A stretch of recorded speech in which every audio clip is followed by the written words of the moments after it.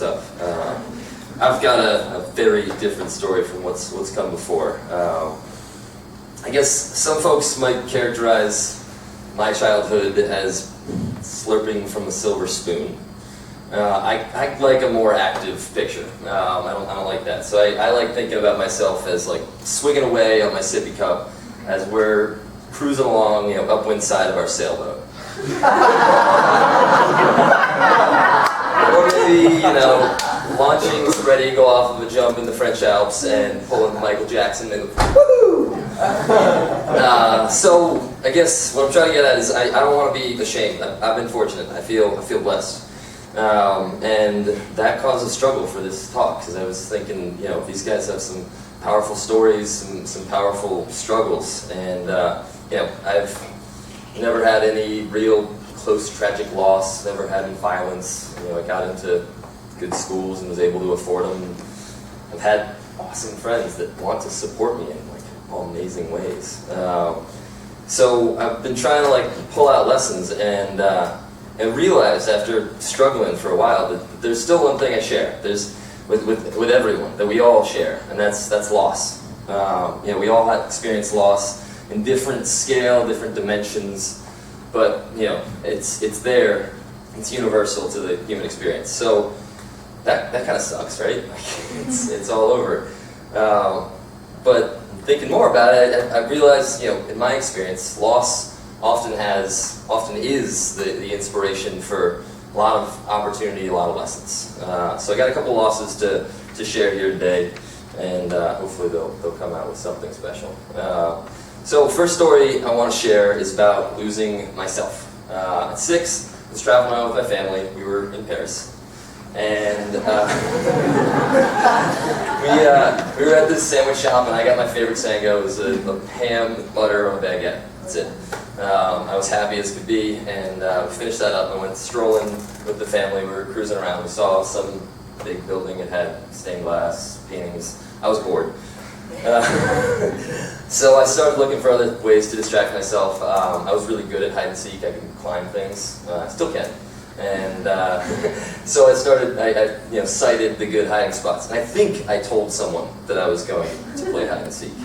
But no one else was hiding with me. I didn't realize that as I launched over this fence and climbed underneath the bridge. And it was a perfect hiding spot. No one was going to find me.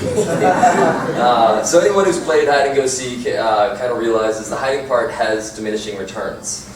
You spend the first 5 minutes excited, no one's going to find me, I'm doing really good here. For the next 5 minutes, it's like, all right, yeah, I guess I'm winning. Next 5 minutes, I'm starting to think, all right, what's going on here?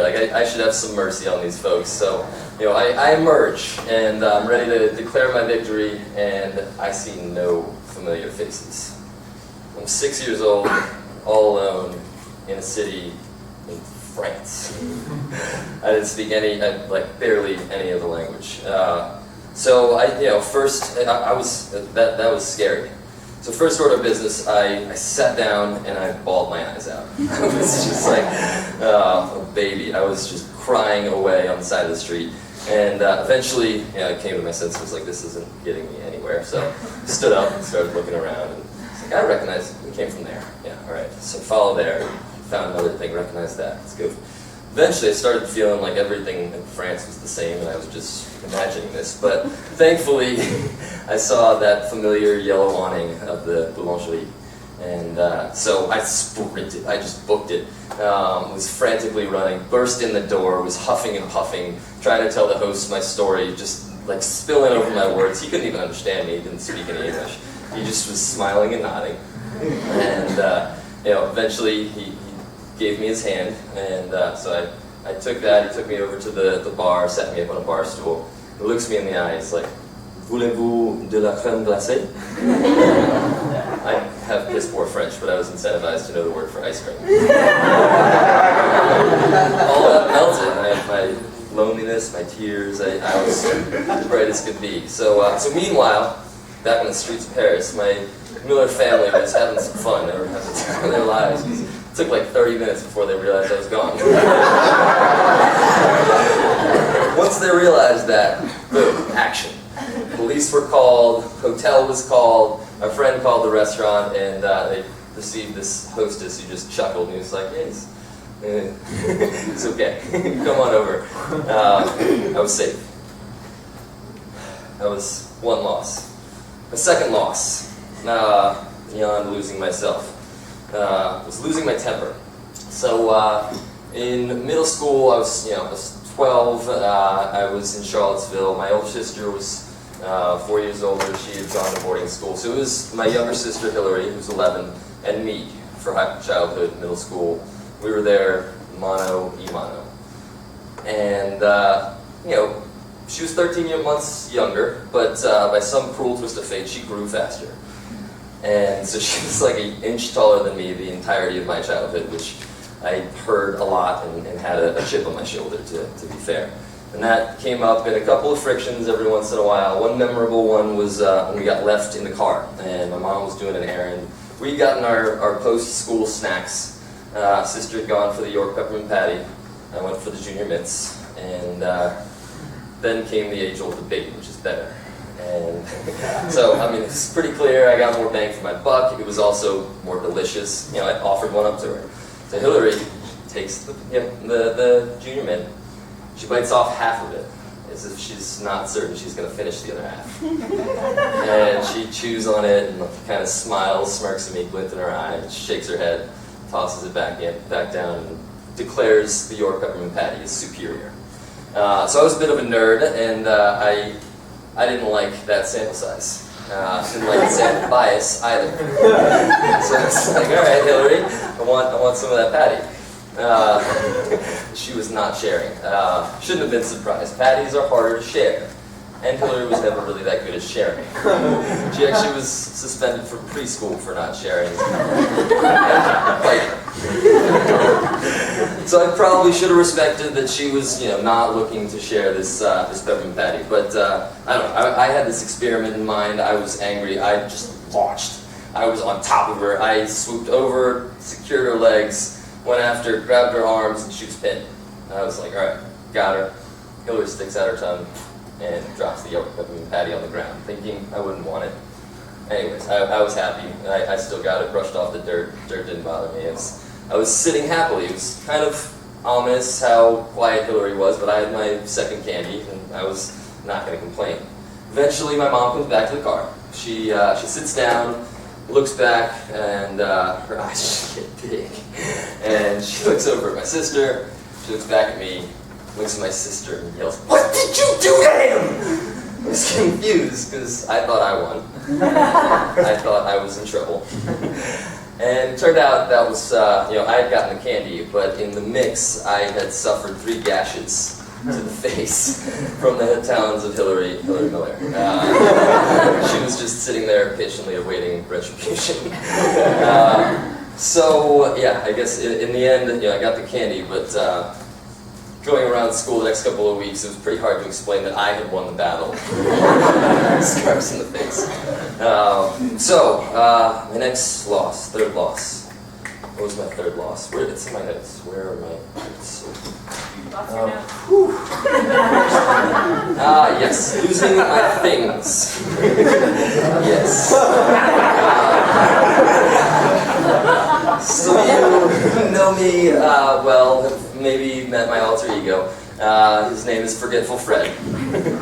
He manages to lose things, forget things, show up, forget meetings, all sorts of things. And I talked with my mom about this. She was giving me some stories. Eventually I was like, Mom, I got enough stories. I gotta work with these. She was just rattling off dozen after dozen. I found a theme on passports. I figured that was a pretty good thing to lose. Pretty bad thing to lose. But I've managed a couple of times. So I'm going to rattle these ones off a little quicker. But essentially, one time I was supposed to go to Cayman Islands for Christmas. I flew to Florida, not realizing I needed a passport for that. So I realized that once there, and I'm not good at being mindful, but I'm good at the action part. So I started calling back at home, got my, immediately admit my mistake, and my squash coach's wife actually broke into my apartment and for me. took the passport and FedExed it to me. I got it the next day, and I was able to make it down one day late. I even sweet talked my way into not getting a fee for that. It's awesome. But learned a lesson, a little humility. So that was college. I was allowed to be a mess. Like, all right, whatever. Real world comes. I'm in my job, and I'm supposed to go to Dubai. So I get all my packing on, passports out there.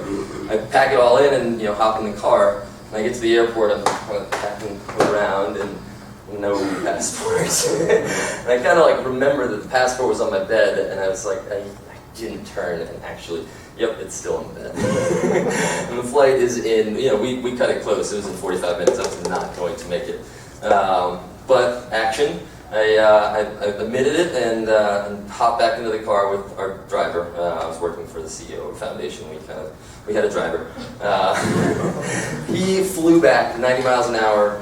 I got my passport. I got back enough time to make another connection. I made it to Dubai. So another, luckily safe. I should have learned that lesson. Next up, I was going to California first, but then to Indonesia, so I should have packed my passport. I got to California and realized that wasn't the case.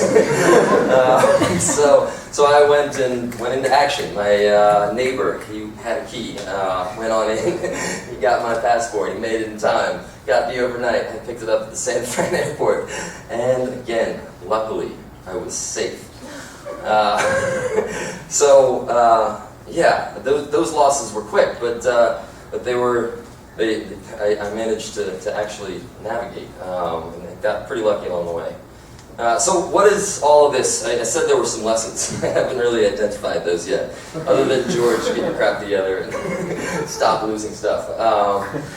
But I think there are some lessons along here, and one of them, let's start reverse order. On the losing things. I think one thing that I've learned, other than have some organization, you idiot, is to admit your mistakes and be humble about it. Because I found each time I admit my mistakes, I actually connected with someone in a way that I hadn't connected before. I connected with my coach's wife, and that we now have something to laugh about for years to come. Breaking into that place. I connected with a driver. He hadn't driven that fast ever before. I connected with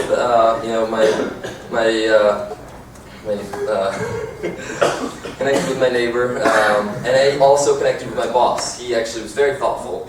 After that second time of missing the passport, he got me a present. He got me a passport holder and a roll of duct tape. So I learned some humility and ability to connect with some people with that, and had some new bonds that came. On the second story, losing my temper. I think there are lots of moments where we want to lose our temper. There's so many times when wavelengths just interfere, and we come up against something that is friction, and that urge, it's fight or flight. We have it as instinct.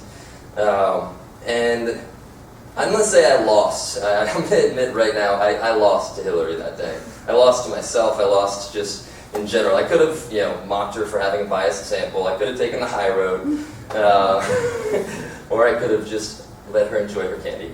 But instead, I jumped, and I've been learning a bit now that there's an opportunity there. There's an opportunity once you feel that urge to stop, to see the perspective of the person you're dealing with, see what's going on, interpret, and instead of reacting, to respond, to come back and bring it together, and bring winning to whatever sides are possible. It's usually there's usually something better than just reacting.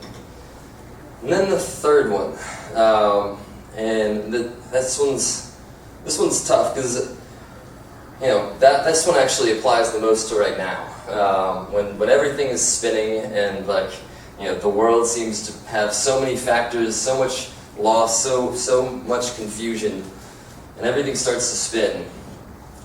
And I find that slowing down is where I actually managed to find myself.